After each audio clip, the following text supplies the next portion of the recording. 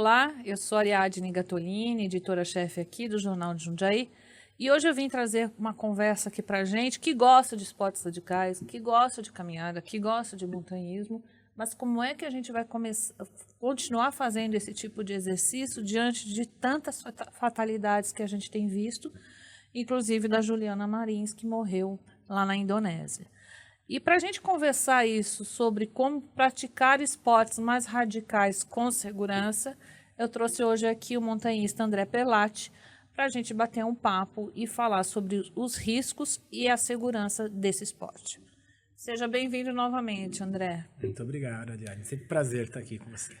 André, tem risco, né? Como é que a gente mitiga risco? Risco sempre tem, né? Eu acho que, eu costumo dizer assim para os meus clientes, né? Porque além de montanhista, sou guia profissional, né? Facilito para as pessoas que querem ter essa sensação de subir montanhas e ter, enfim, conexão com a natureza, né? Através de trekking ou escalada, em rocha ou em gelo. E eu costumo brincar, falar assim, tudo tem risco, né? Se a gente não faz com planejamento, se a gente pode ser atropelado atravessando a rua, né? Se a gente não olha para o lado certo, no sentido da via, se a gente está vendado, se a gente está bêbado, enfim. Sem planejamento, sem organização, tudo pode ter risco. Agora, a questão do esporte de aventura, né, e mais especificamente do montanhismo, é a gente tentar mitigar esses riscos de alguma maneira, né? Então, essa que é o grande desafio aí, que eu acho que não só o Brasil, mas o mundo, de uma forma geral, passa, por ser, eu até comentei contigo, né, antes dessa conversa aqui nossa, que é uma profissão, é uma atividade muito nova no mundo. Porque veja, né? mesmo que você vá para os parques nacionais, você contrate os guias, que não são baratos, são caros, né? Você só entra no Parque Nacional com guia, um guia credenciado e tal. Esse guia, muitas vezes, não tem formação. Exato. Às vezes a formação, às vezes ele até tem informação. Eu vou falar do Parque Nacional do Itatiaia como exemplo, que é o primeiro Parque Nacional do Brasil e é um local que eu atuo com bastante frequência. Existem os guias credenciados, você não é obrigado a contratar exatamente esses guias, o que eu acho ótimo, né, para não criar um tipo de monopólio para algumas pessoas, não favorecer alguns grupos. A única exigência que o parque tem é que você saiba o que está fazendo. Então, se você for fazer uma atividade mais técnica, por exemplo, subir o Pico das Agulhas Negras, que é o grande atrativo do Parque Nacional, da parte alta do Parque Nacional, né, de Itatiaia, como é que eles vão saber, não conhecendo você, se você domina as técnicas ou não de segurança? Eles vão simplesmente olhar teu equipamento. Vão ver se você tem corda, se você tem cadeirinha e se você tem ferragem. Isso é sinal que você sabe manusear tudo aquilo? Não. Você pode ter comprado ontem aquilo e, né? Sim.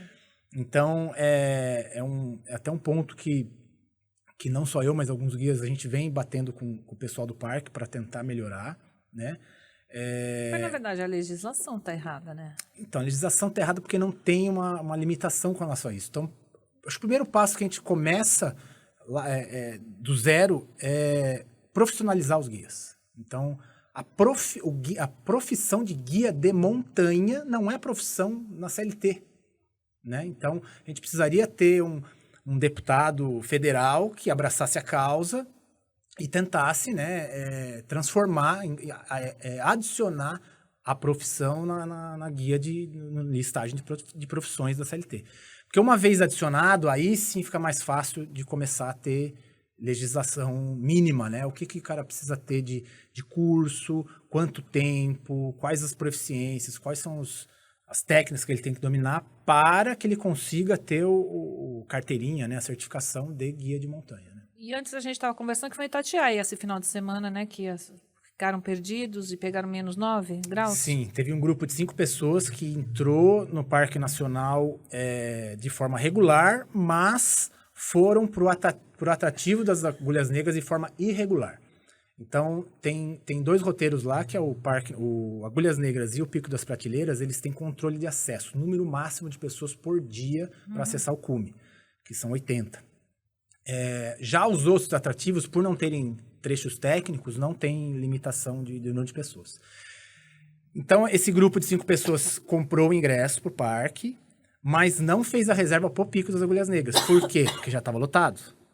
E aí eles, de forma irregular, acessaram lá por uma trilha lá por fora para tentar burlar o controle de acesso, que tem uma pessoa que fica num checkpoint, conferindo se você realmente está liberado para fazer o atrativo das agulhas. E aí eles foram para um outro lado, se perderam. Não sei se tinham equipamento de segurança ou não, isso eu desconheço.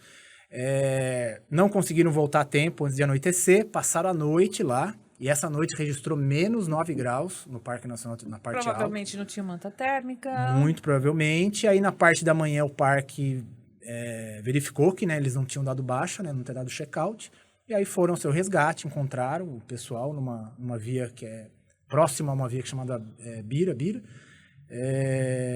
E estavam em situações, né, de resgate, né? Precisavam realmente ser resgatados. Então, resgataram de helicóptero ou resgataram não, por terra? Foi por terra, mas, assim, podiam ter tido hipotermia lá e ter tido um problema. Então, mas eu acho que a gente tem que deixar claro aqui, as minhas experiências em Parque Nacional aqui no Brasil não são muito boas, assim, no sentido de não me sentir ter suporte. O guia está lá, você contrata um guia e você acha, ok, estou seguro. Não está. Acho que a gente tem que deixar bem claro isso. Esse guia, ele não é treinado para resgate. Se você precisar de um resgate lá no Parque Nacional dos Veadeiros, não tem. Não tem helicóptero, não tem ambulância que chega ali, não tem sonotiofídico ali perto de você. Quer dizer, você está correndo risco. E a gente não fala nas redes sociais, a montanha é maravilhosa, o parque é lindo, o Jalapão é legal, tal, mas ninguém está falando do risco que você está correndo. Porque você está correndo risco, sim. Eu vi uma senhora cair ali no Parque Nacional dos Veadeiros e não tem nem maca para tirar ela dali.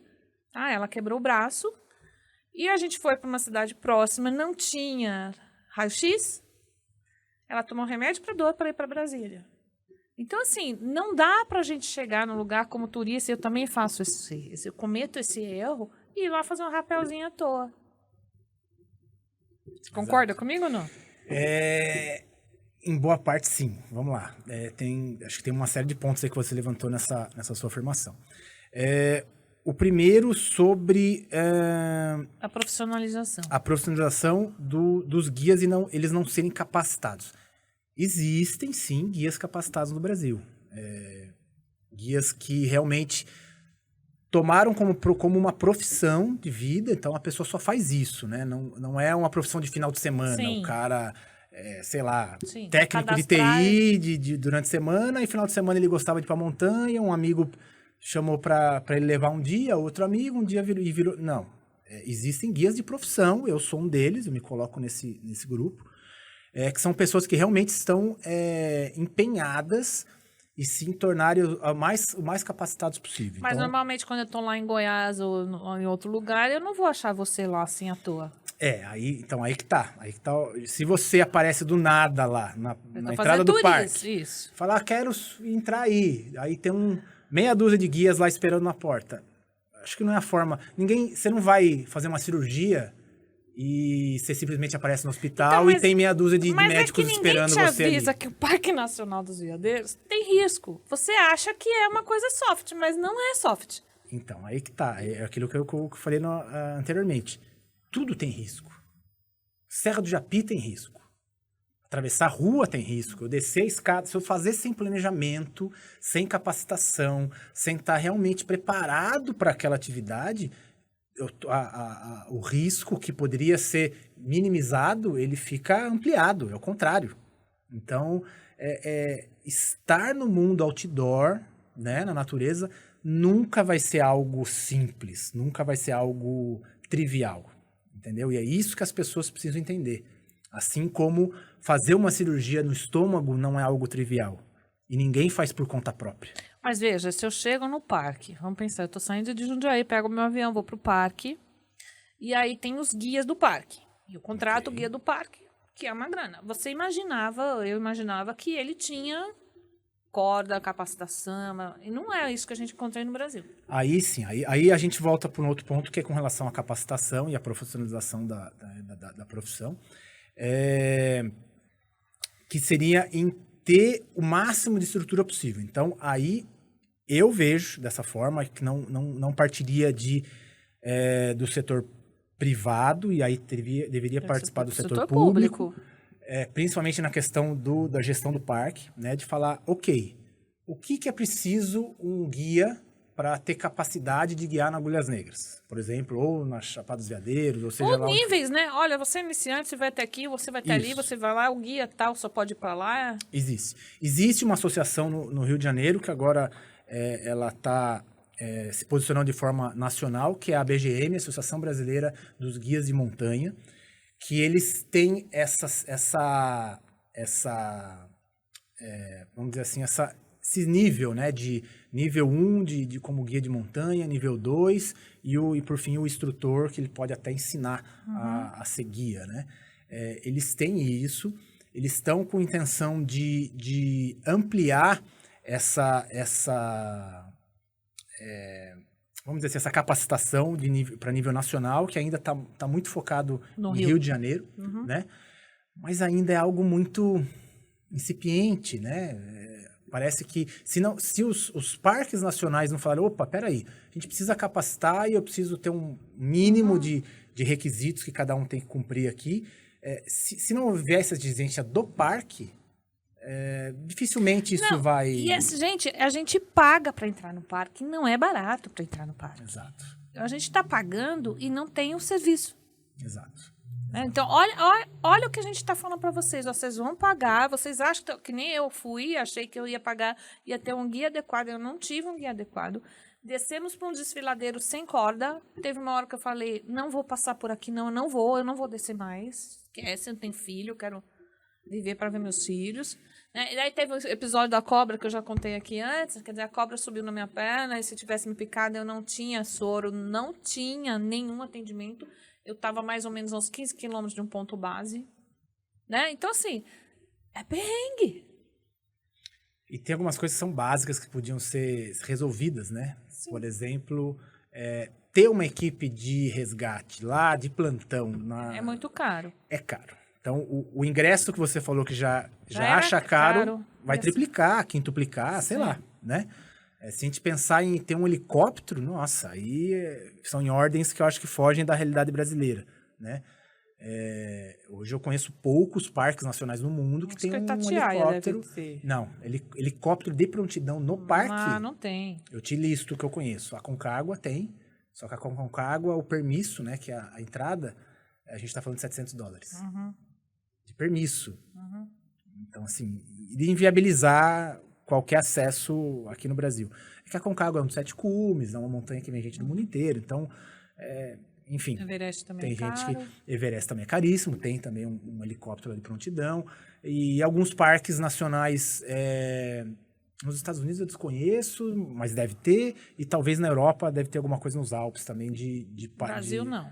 Brasil, Parque Nacional com um helicóptero parado 100%. É muito caro para manter isso. Normalmente, provavelmente, é a polícia militar que vai ser acionada. E muito provavelmente e foi o caso, na verdade, do caso da Juliana, que acho que a gente vai se aprofundar um pouco mais, que também não tinha um helicóptero, que ali caberia totalmente um resgate de helicóptero, caso houvesse tempo bom para isso. Ali não tinha condição atmosférica, né? Porque quando a gente fala de resgate, a primeira premissa que a gente tem que parar no resgate é os resgatistas não podem virar resgatados, entendeu? Então não adianta nada, tipo, não, vamos fazer um negócio rápido, com pressa, porque... Planejamento.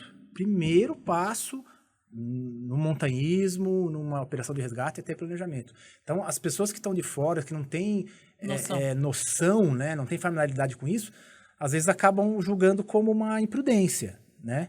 Eu acho que no caso da Juliana foi um caso à parte, teve uma bagunça ali tremenda ali do parque ali da E ela ter ficado sozinha, né? Porque disseram que... Não, primeiro, então, acidente sempre é um conjunto de erros, nunca é um erro isolado, nunca. Então, primeiro erro, ela ficou sozinha, o guia não estava com ela. É erradíssimo isso, o guia sempre tem que estar com o seu grupo, sempre tem que estar ligado, saber se alguém está passando, ficando num trecho ali que falou, isso aí é perigoso, vou encordar, não vou encordar. Então, sempre tem que estar atento com isso. Então, Então, esse acho que foi um ponto inicial aí, no caso, já entrando no caso da Juliana. E a gente deve ter perguntei pra você, como é que essa moça escorregou? Não é um desfiladeiro tão pequenininho, não é, você tem um espaço para você cair com o corpo ali. Ela não estava, como a gente já pegou 30, 40 centímetros só à beira da desfiladeira, ela não estava. Então, eu não sei esses detalhes, difícil a gente julgar também estando aqui, mas é o que eu sempre falo também nas guiadas da Aventura Alpina, que é a minha agência de turismo, se há risco de acidente, tem que estar encordado. Ponto. Então, o guia tem que julgar baseado, considerando que ele tenha capacitação para isso. Eu não sei se ele tinha os equipamentos, eu não sei se ele deu um briefing correto para Juliana, de falar, você tem que levar uma jaqueta de fleece, uma jaqueta corta-vento, um anorak, a bota adequada. Eu não sei como é que foi o briefing, ninguém sabe, na verdade. Se é que teve o briefing. Se é que teve um briefing. Pode ser que ela tenha aparecido lá na frente do parque de tênis de corrida e fala, vamos subir um vulcão, entendeu? Então, a questão de julgar como trivial as coisas outdoor que nunca são. Então, vai do guia ter essa experiência e julgar, poxa, aqui é um lugar de perigoso, então eu vou encordar. Vamos encordar, a gente vai junto, cordamento alpino, ou linha de vida, ele vai julgar o que for melhor ali para ser aplicado cada situação é uma, né? Então, esse é o primeiro ponto. Segundo ponto, a gente já falou do briefing. E aí, terceiro ponto, a questão do resgate, né? Foi um resgate que acabou tomando muito tempo, não era viável o helicóptero, por que não desceram antes por terra, rapelando? Rapidamente, né? De uma forma demoraram muito tempo. Aí, enfim, né? Acabou dando no que deu aí, né? Mas a gente teve uma amostra de rapel também semana passada, né? Lá em Minas, né? Teve.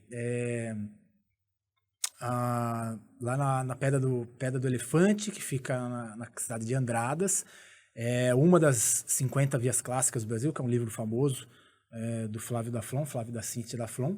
Então, muita gente repete essa via, que é a Via Vulcano, e essas outras 49 vias aí das 50 clássicas. A escaladora era experiente, pelo que eu sei. Eu voltei agora do Peru, eu demorei para... Depois a gente vai falar da saga Peru. Ótimo. E aí eu fiquei um tempo offline e, infelizmente, fiquei sabendo, né, da notícia. E aí, julga-se que, né, a comunidade, os amigos, o pessoal que conhecia ela mais e estavam escalando com ela, que foi uma falha de procedimento, né, de fazer uma coisa simples, que é um nó no final da corda, pra gente não passar no rapel, um nó na ponta, e provavelmente esse que foi a fatalidade dela. Mas ela era uma escaladora experiente, né, que tinha... E esse é o tipo de erro que acontece só com quem é experiente. Quem é iniciante fica muito cauteloso, faz muito devagar, checa 2, 3, 10 vezes a mesma coisa, porque tá com medo, né, naquela situação, e a pessoa que é mais experiente... Vai deixar pra lá. Porque o medo já passou daquela linha do medo, né? E o medo eu falo, né? Puta, André, eu tô com medo aqui nesse trecho. Falou, que ótimo que você tá com medo, porque o medo deixa a gente vivo. A gente presta atenção, então, que bom que você tá com medo. Eu falo pro pessoal que eu guio às vezes. Então, mas olha, enfim. Às vezes eu tava também no Egito, e uma equipe, uns amigos falaram assim, vamos andar de balão? Aqui no Egito, eu falei, cara, eu não ando de balão nem no Brasil. Você imagina aqui no Egito, que já é essa zona aqui, né, já tem dificuldade de saneamento. Como é que eu vou entrar no balão que eu não vou? Eu vou perder esse... É um passeio lindíssimo, eu não vou me arriscar. Né? Aqui a gente está vendo mortes e mais mortes aqui de balonismo aqui no Brasil. Já faz mais de um ano que a Boituva está tendo morte com acidente de balão, com acidente de paraquedas e tal. E as entidades, isso de Guanac, ela demora muito tempo para tomar uma atitude. Hoje que eu fui ler que estão pensando em fazer uma regra para balonismo no Brasil. Então, eu acho que as pessoas também, às vezes, elas entram numa vibe dessa sem pensar muito o risco que elas têm para a vida delas. Esse balonismo é legal? O tempo tá legal? Como é que tá a condição climática? Esse cara eu vou pesquisar esse... Capacitado? Tem um curso primeiro resgate em áreas remotas? Se eu cair, quem é que vai me socorrer? Exato. Assim como eu falei que acho que deve iniciar pelo setor público, né, de ter essas regulamentações, de nada adianta se o setor privado, se o cliente, o consumidor final, ele não valorizar isso. Então você falou, nossa, os guias lá das Chapadas dos Veadeiros são caros. São caras mal treinados, essa é a questão. Mas Não é, né? um médico bom, capacitado, que vai fazer uma cirurgia super delicada no nosso estômago, no nosso aparelho digestivo, sei lá, qualquer parte do nosso corpo, também é caro. Só que a gente Mas ele sabe o a que gente tá coloca fazendo. na Ele balança sabe e o a que tá gente não, a fazendo. gente fala, puxa, é caro, vou ter que pagar X aqui nessa cirurgia aqui, mas é para cuidar da minha vida. E qual que é a diferença do guia que tá indo com Nenhuma. você? Nenhuma. Ele não tá cuidando da sua vida? Sim. Também? Ele não tá com a sua vida na mão? Então, eu acho que são duas coisas ao mesmo tempo. O setor público tem que se interessar em ter uma regulamentação. Mas se o setor público não ter esse interesse, o consumidor final, ele também fala, puxa, o que eu preciso ter, o que um guia bom tem? Então, primeira coisa, precisa ter credencial de guia, credencial básica do cadastro. O cara tem que ser registrado no Ministério do Turismo. Isso é básico. Ah, André, isso já capacita o cara ter... Não. Eu tenho cadastro e eu não fiz nenhuma prova de nó para ser guia de montanha, né? Então, é um ponto para dizer que eu estou minimamente, né, registrado. Segundo ponto, eu tenho que ter uma certificação, aí sim, específica de guia de montanha. E aí eu citei para você a BGM, que é a Associação Brasileira de Guias de Montanha, que é o órgão mais organizado. Existem alguns clubes no Brasil de montanhismo, mas é o mais organizado hoje no momento com relação nesse sentido. Tem um curso de primeiros resgates em áreas remotas. O cara precisa saber, se o cara infartar ali na tua frente, ele precisa saber o que fazer. Se o cara quebrar um pé, ele precisa saber o que fazer. E isso você vê no currículo da pessoa. E, obviamente, aí assim é mais complicado, né? Você avaliar a questão de equipamentos que a pessoa tem disponível. E uma pessoa que é leiga vai ter mais dificuldade nisso, né? Talvez os 3 primeiros aí juntos já é um pilar importante para você fazer um pouquinho mais de segurança a tua atividade. Agora você tá falando comigo, eu tô querendo rir, porque eu tô lembrando de você que você faz sozinho. Você faz glaciar sozinho, você sobe um monte de coisa sozinho, e aí eu fiquei pensando, tá bom, e que ele tá lá sozinho, quem é que vai resgatá-lo? Quem é que vai fazer a guiança nesse projeto? E eu tô rindo, gente, porque ele acabou de voltar do Peru, que ele não conseguiu subir até o cume, ele foi assaltado lá no meio da montanha, quer dizer, até para você, que é um guia super experiente, que já fez 7 vulcões, que conhece um monte de coisa, tem dia que é perrengue, né? Exato, assim, aí eu separo em 2 atividades do montanhismo para mim, né? Primeiro como guia de montanha, que aí eu facilito para outras pessoas, para eu ajudar elas a irem, né? E aí sim, segurança total, protocolos corretos, tudo da forma mais segura possível e planejada possível. As minhas investidas em solo, que são investidas pessoais minhas, também envolvem segurança, obviamente. Também envolvem planejamento, muito planejamento. Né? O filme famoso lá do Free Solo, lá do Alex Honnold, fala, pô, o cara escalou Yosemite sem corda, que maluco. O cara teve muito planejamento envolvido. O cara escalou, sei lá quantas vezes, 50 vezes aquela via com corda, decorou cada movimento. Então, assim, a diferença entre o maluco e o gênio é o sucesso, né? Sim. Então, se o cara erra, é maluco. Se o cara acerta, ele é gênio. Mas o planejamento tem que estar envolvido ali, obviamente. E por que você vai sozinho? E por que eu vou sozinho? Essa pergunta é muito boa. Existem algumas coisas que a gente acessa no montanhismo, seja em grupo, né, ou seja sozinho, que são únicas e às vezes são difíceis de transpor em palavras, principalmente para quem não vivencia isso também. O estar sozinho, eu acho que ele acessa algumas outras coisas internas que são transformadoras, sabe? Que são transformadoras. Essa que acho que esse Mas é o quando ponto. você tá lá sozinho, você tava subindo agora o Peru sozinho. Que glaciar você tava fazendo? Artensorarro, o nome da montanha, Artensorarro. que teve um acidente, inclusive. Você tá com o celular funcionando? Celular não funciona. Eu tenho só o geolocalizador, que aí eu consigo mandar mensagem de texto. Tá. Para a minha base, né, na Aventura Alpina, na agência. Bom. E aí você subiu e você não conseguiu subir até o final dessa vez, né? Não, por causa das condições, a neve estava muito, o gelo estava muito podre, nevou muito essa temporada, foi uma temporada muito úmida, então não compactou da forma ideal o gelo, muita cravasse tampada, então assim, não estava legal ali para E seguir. aí faz parte da avaliação sua. Não é a primeira vez que eu vejo isso. Acho que você já desceu uma vez, me ligou e falou assim: eu não consegui subir. Faz parte também da profissionalização saber que, olha, aqui não dá.